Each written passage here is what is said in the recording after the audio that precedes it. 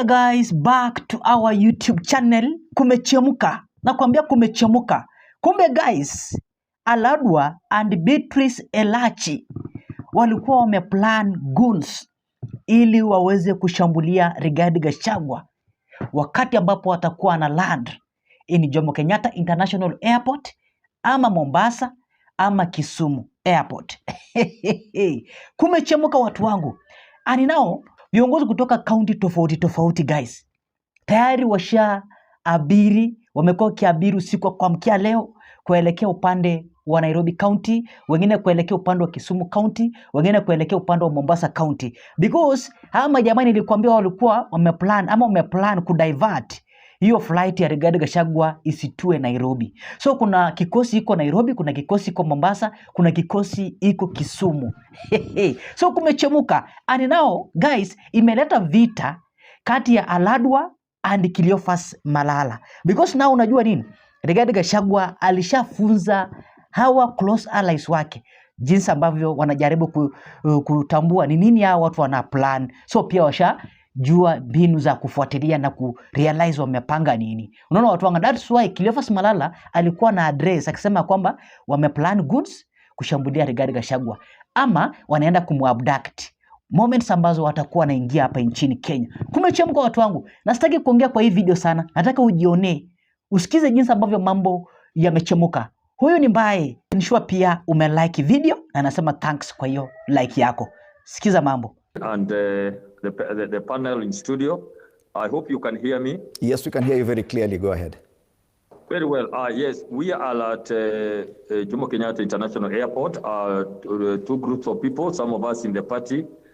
We have been here for some quite several hours, of course, to check out the issues on security, to liaise with the security people here, the Kenya Airports Authority, of course, protocol issues. Just to confirm, from yesterday we were here, and we were here very early in the morning, just to confirm that everything is okay. Of course, very important for the party leader. But also there are some people who came in quite early because there were fears that they will be blocked on the entry. So far, no blockage yet. I hope they will not.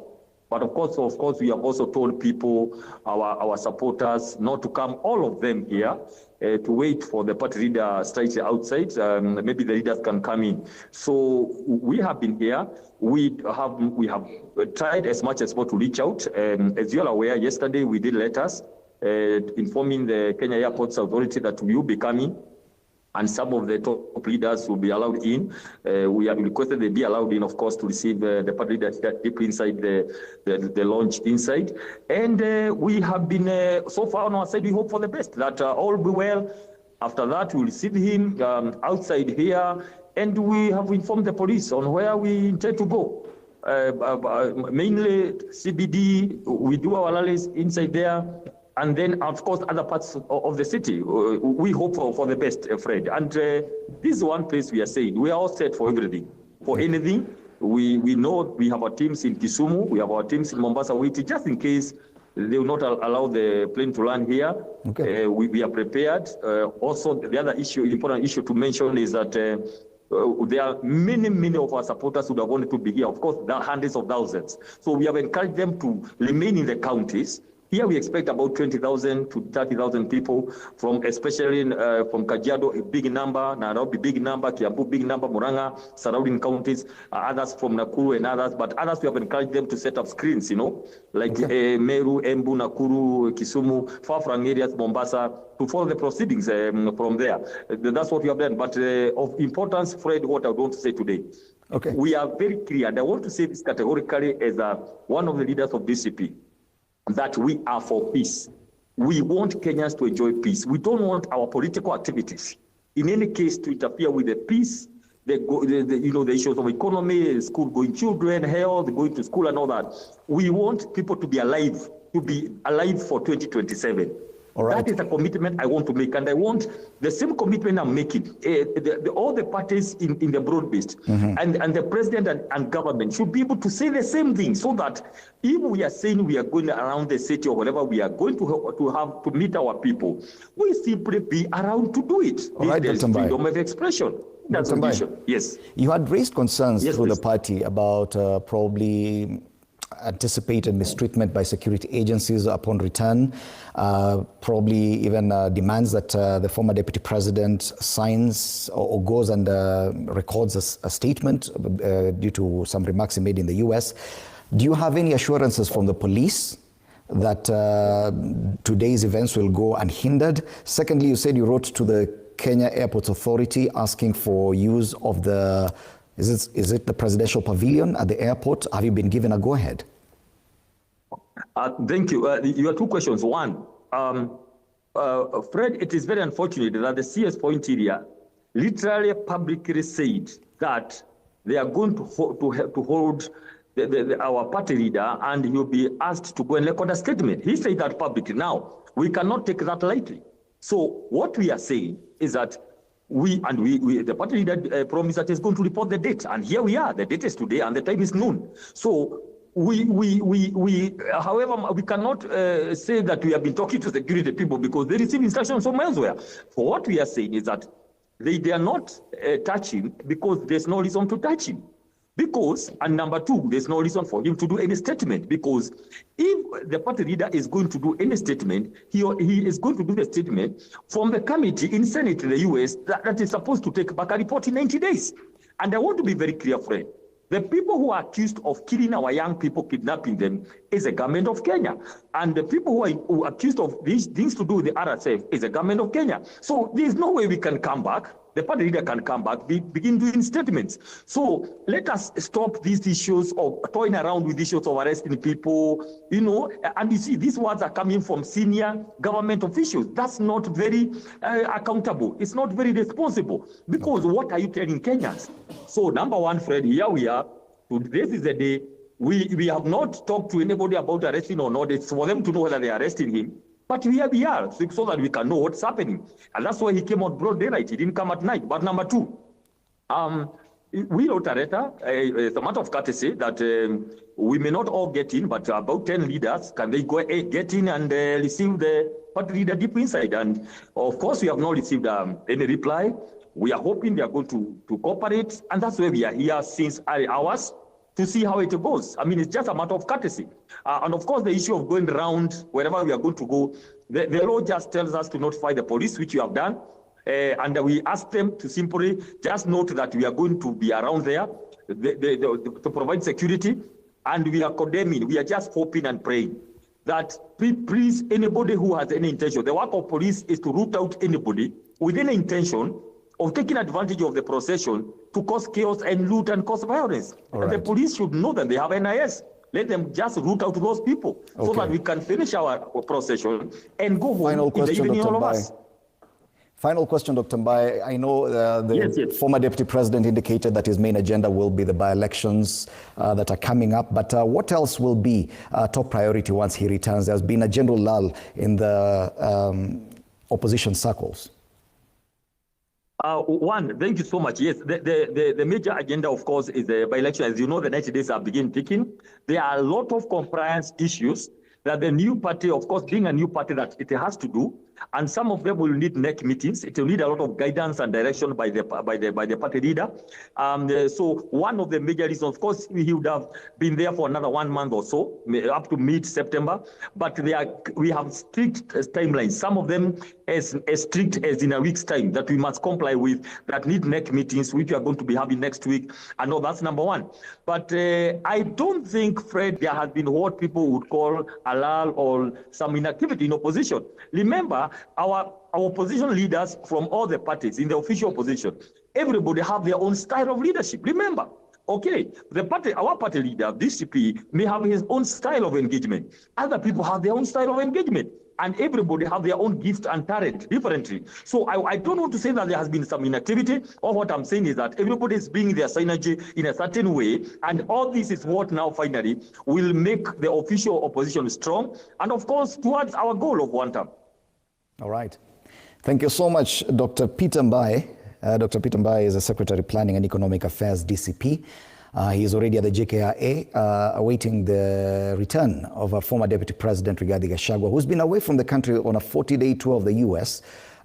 He said he's cutting short his trip to come and attend to so many different matters, key among them the by-elections that are coming up. And we'll be getting more details from Dr. Mbae as we go along throughout this morning. The former deputy president is expected to have landed at the Jkia. Idara ya polisi ya kitaifa sasa imedai kuwa hawatomkamata Gachagua mnamo Alhamisi, wakisema kuwa kutua kwa Rigathi ni jambo la kawaida na atachukuliwa kama mwananchi yeyote. Sisi kama polisi tunasema kuwasili kwake Bwana Rigathi kwetu ni kuwasili ya kawaida kama Mkenya mwingine ule anarejea injini. Kwa hivyo sisi hatuna shida hata kidogo. Akifika anafika na kuelekea kama wale wengine vile wanafanya, sio?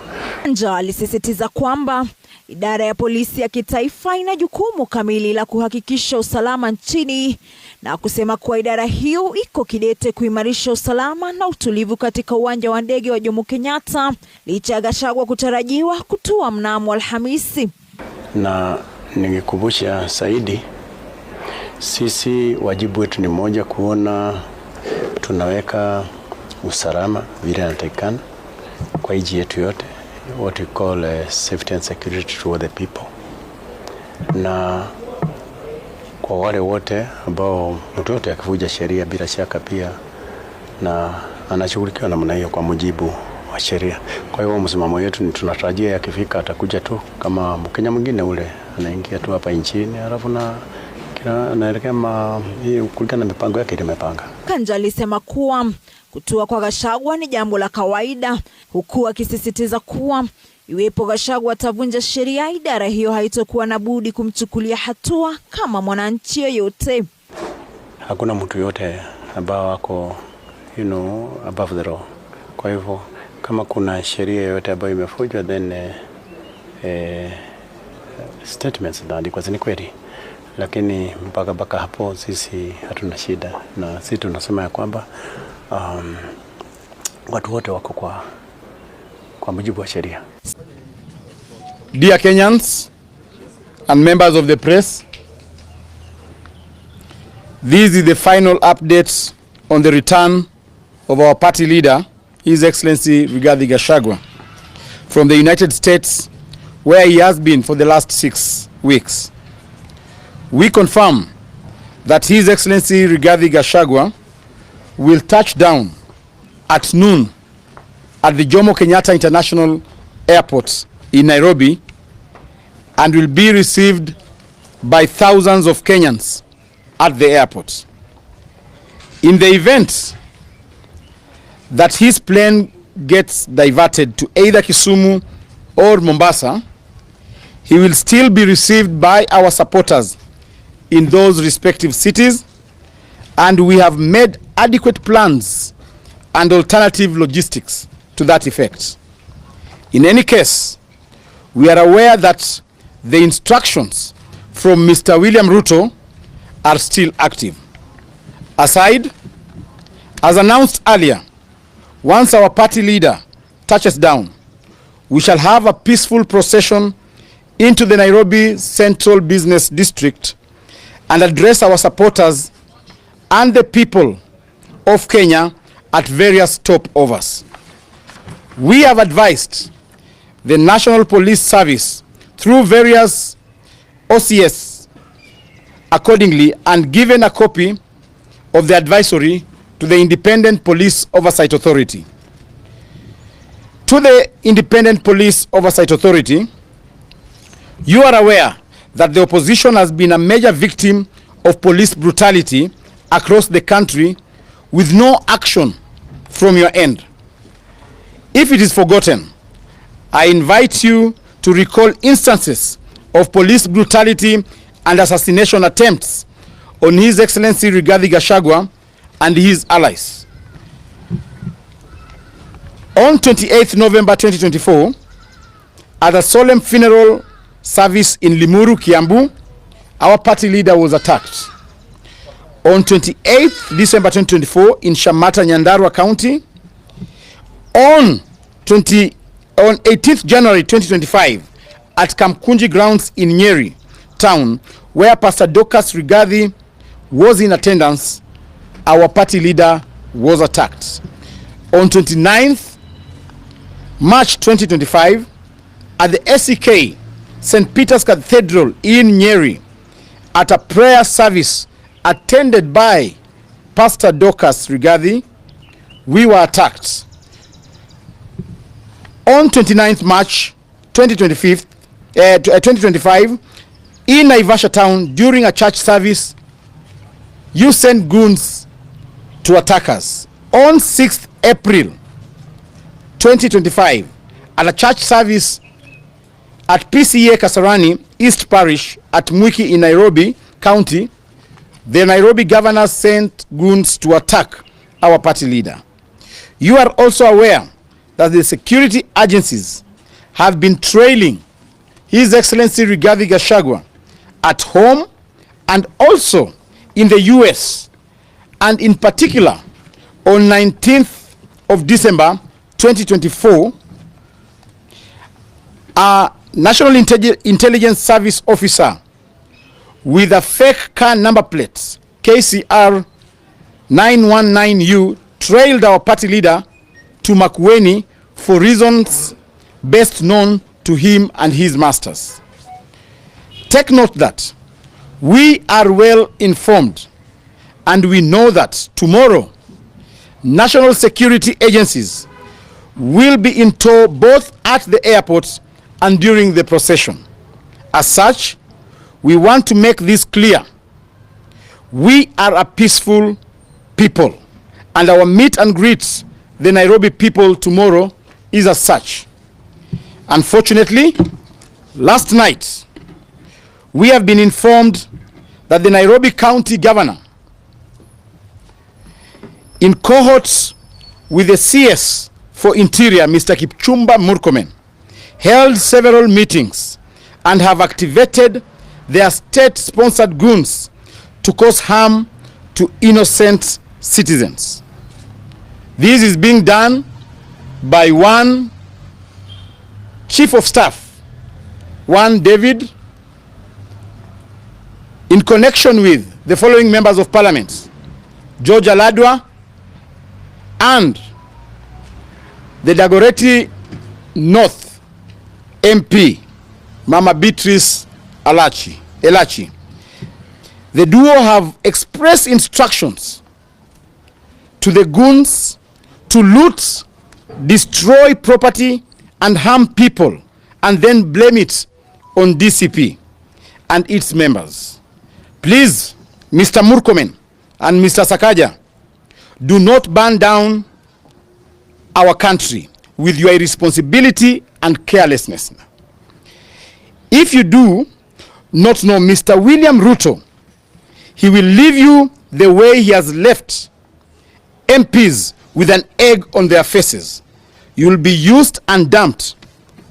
Ask some of us.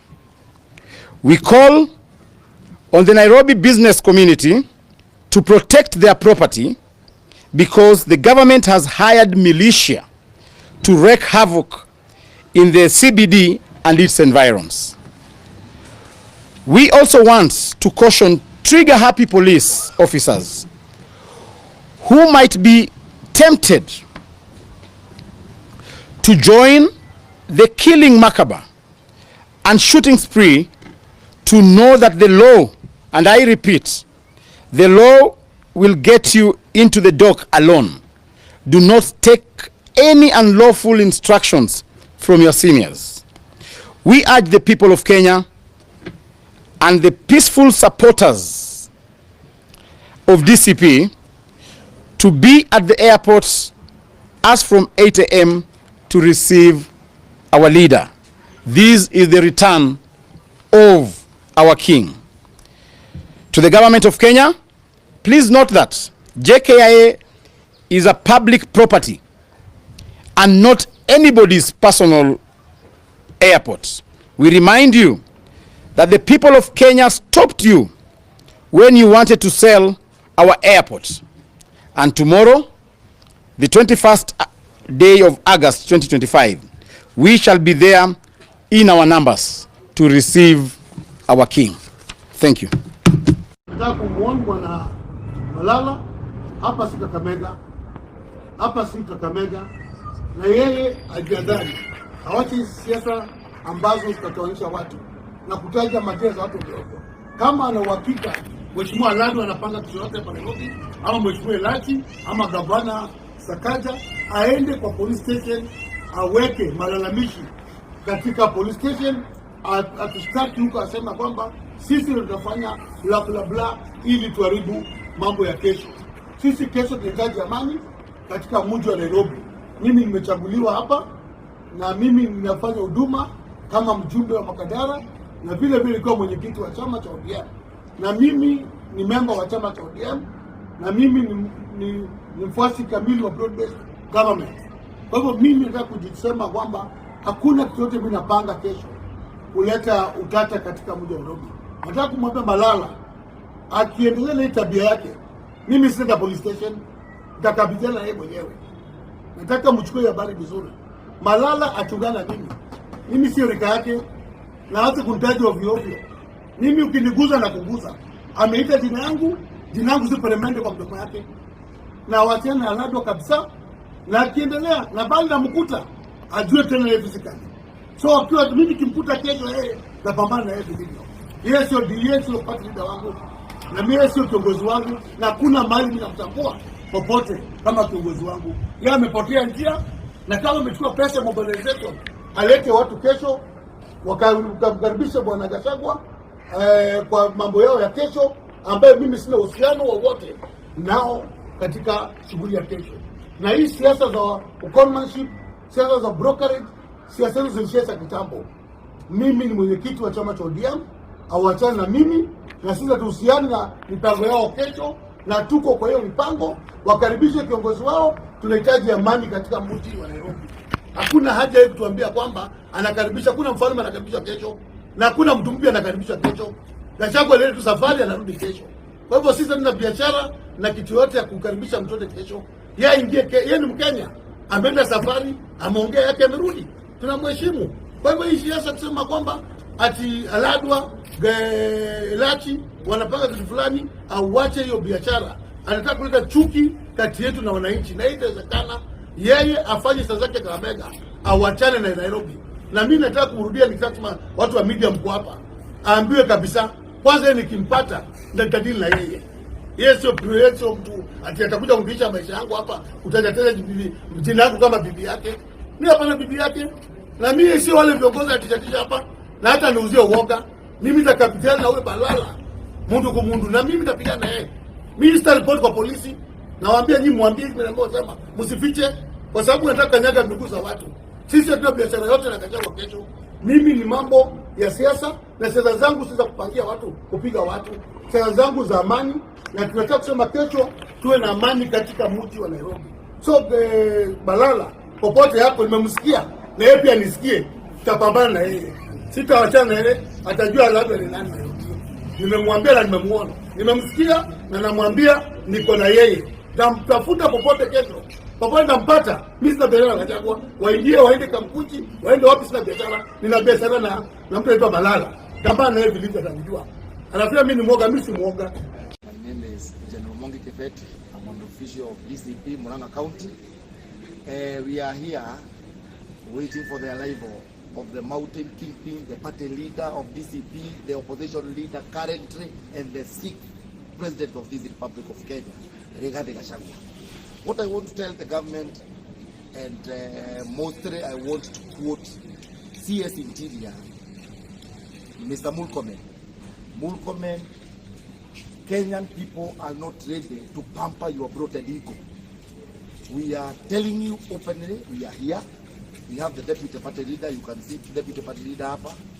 He is here. We have the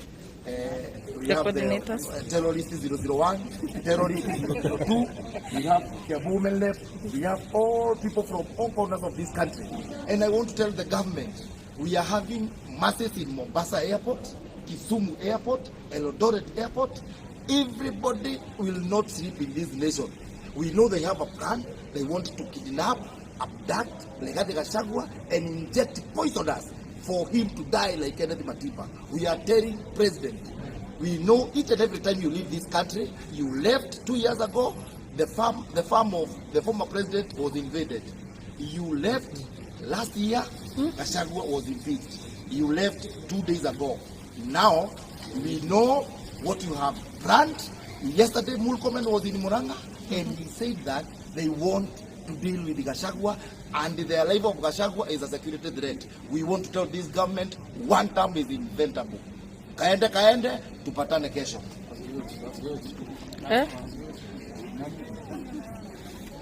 We, Shiko, unajua unafaa kuwa hapa